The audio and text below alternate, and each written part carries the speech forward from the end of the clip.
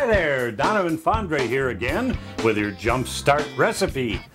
This is my current book. This is available to you right now on Amazon and through our website, JumpStartCooking.com. It has everything and anything that you want to know about saving time, energy, and money by using your microwave in combination with your conventional cooking tools.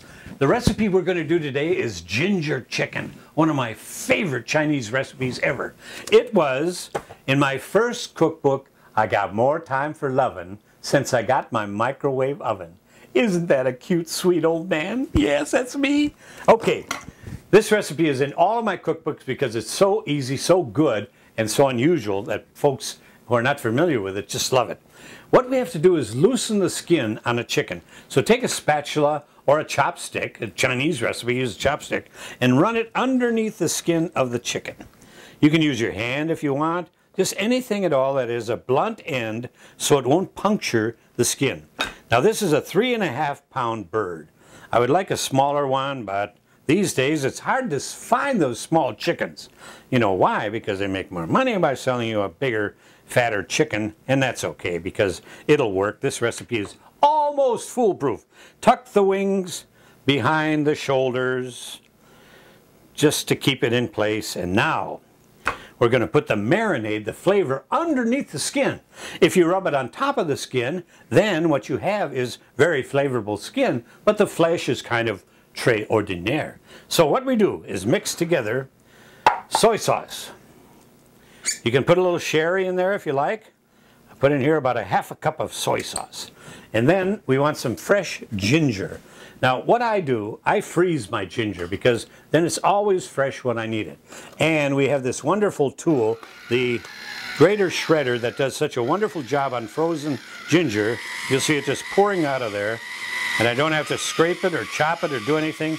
It just grinds it up and spits it out into my sauce that I'm going to put under the skin of the chicken. Use as much as you want. You can just chop up fresh ginger. Powdered ginger is okay, but I really prefer the flavor of the fresh ginger. You can also get it, if you want, in paste form, and that's pretty good. I think that's better than the dried. So as we're grinding away here, there are little teeth in this drum here, and we'll have the just right. 4 tablespoons of freshly ground ginger. Okay, you can see it. Look at how it just grinds away at that nubbin of ginger. All right, we'll knock this off, put that in there. And now I'm also going to do the garlic. So I put in some cloves of garlic right in the skin. I'm not peeling it because I'm a lazy dog. And here we go to grind this up. Again, just like the ginger, right without peeling it. And the shredded garlic comes right out into the sauce. It's so easy. This is one of those silly machines that I presented on Home Shopping Network. And we sold out in record time, and there are a bunch of them left over, so I bought them because it's such a good deal. These are only 20 bucks compared to, go to any gourmet store and you'll find them, they're at least $40. All right, now the little drum here is full of garlic. I'm going to take that out, place it in the drum here. There we go. Now you notice I haven't touched the cloves at all. My fingers are just pristine and beautiful as the dawn in a spring morn. Okay, mix that together, and now lift the skin on your chickie. I'm going to place this little metal rack under the chicken because we want to dry roast it. I don't want to cook it with moisture. So we now open this up and pour the marinade underneath the skin. Kind of massage it around a little bit. Try not to let your neighbors see you doing this. Sometimes you get a reputation for, you know, doing peculiar things to dead animals. And massage that around. Oh, you can almost taste the flavors there, bursting forth. Ginger, garlic, soy sauce. I said I think you can put a little sherry in there if you want, or mix it up. Look in your Asian cookbooks and you'll find a recipe for ginger chicken. All right, set it up on the rack, place it over here. Now cover it. You can use plastic wrap, and that always works perfectly, but to save the expense, or not the waste of plastic wrap, but I like to use things that you can use over and over.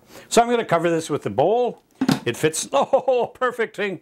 All right, now we're going to roast this guy for about 20 minutes. In that time, it'll be done perfectly, but it won't have that crispy skin. So at that time, I'm going to show you a technique of making crispy skin for your ginger chicken. So now we put it in our microwave oven for, let's see, figure about 6 minutes per pound, 3 of 6, 18 and a half to 20 minutes. Okay.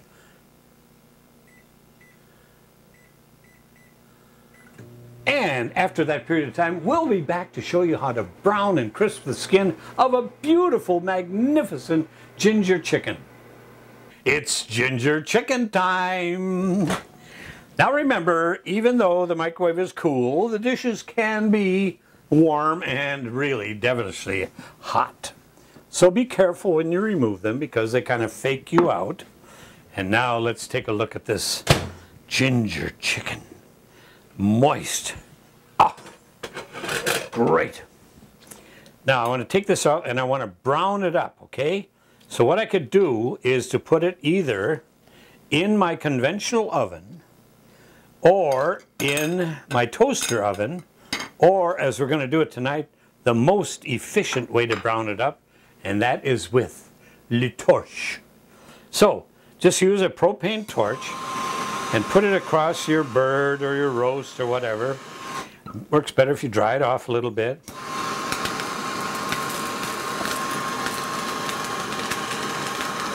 But there's something I want to show you that is just exquisite if you're someone who likes the flavor. You know, chicken skin is not probably the best thing that we should eat, but it's so tasty. And like bacon, a little bit won't hurt. In fact, it's tasty, tasty, tasty. And for those of you guys on the Atkins diet, it is just superb. I'm going to show you chicken skin crackling. See how crispy it gets? Every kitchen who's concerned about saving energy should have a propane torch. Use it for meringues, for roasts, for chickens, even pies or anything that is not of the color that you would like to serve it at. And there you have it. Let me turn it over again and show you the other side, and you can see the natural browning. Not natural, I mean it's browning. There's the browning there. Okay? Now, place that over here. See the juices over here? This is why I advocate using your microwave and a toaster oven. If you have a combination microwave convection, they're fine. They do a great job. But now, if I wanted to make gravy with this sauce, I couldn't do it in my microwave because it's convection and you have to leave the chicken in there. So I'm just going to set this aside because I'm not going to do one this time. But what I'm going to do is show you something that I just love. And that is to make chicken skin crackling. Take the skin off, just strip it back, place it on paper towels, and then microwave it about 2 or 3 minutes, depending on how big the chicken is. And I want to show you the flesh of this bird. Oh, and the flavor permeates you can see the coloration where the marinade has gone into the flesh of the chicken. Okay, I'm going to take it over here. Let me take this. Now, if you're aghast at chicken skin cracklings, I'll tell you what, your dogs will love it. Just take off the skin, peel it back, and then place it on paper towels. Okay, I'll show this to you in just a moment. I'm going to turn this guy over again. Pardon me, this gal over again. All right.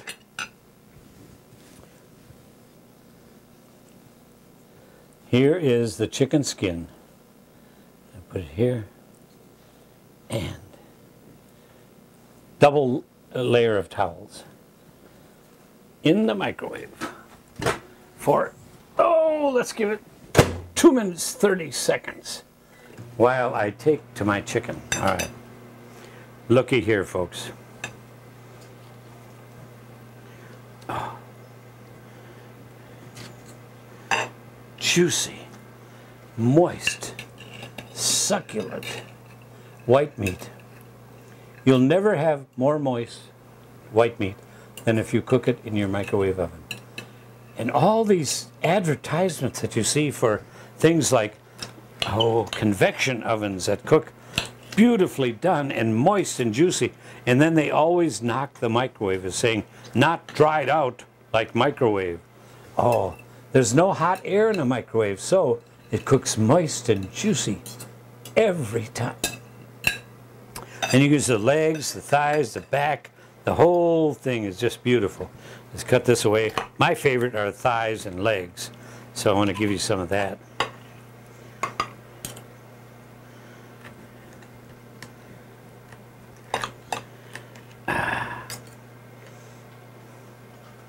Put a little thigh on here, and a little leg.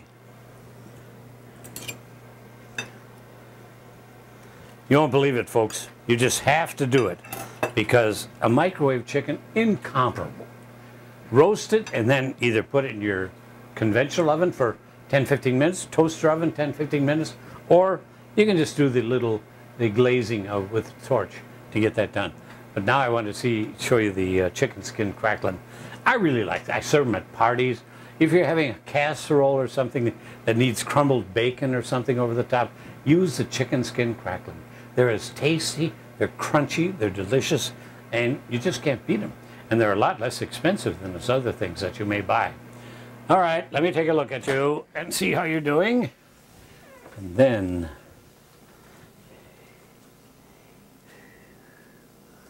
look at all the fat that's cooked out of there.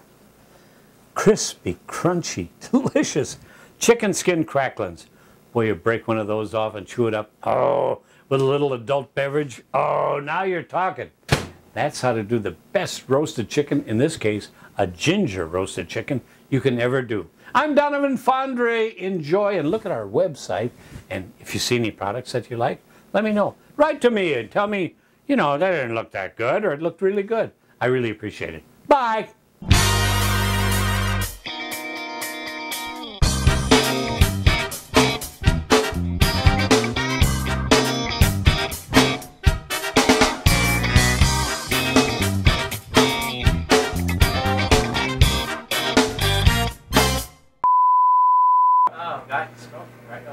Well, first of all, I'm going to brown it with the Le Torche.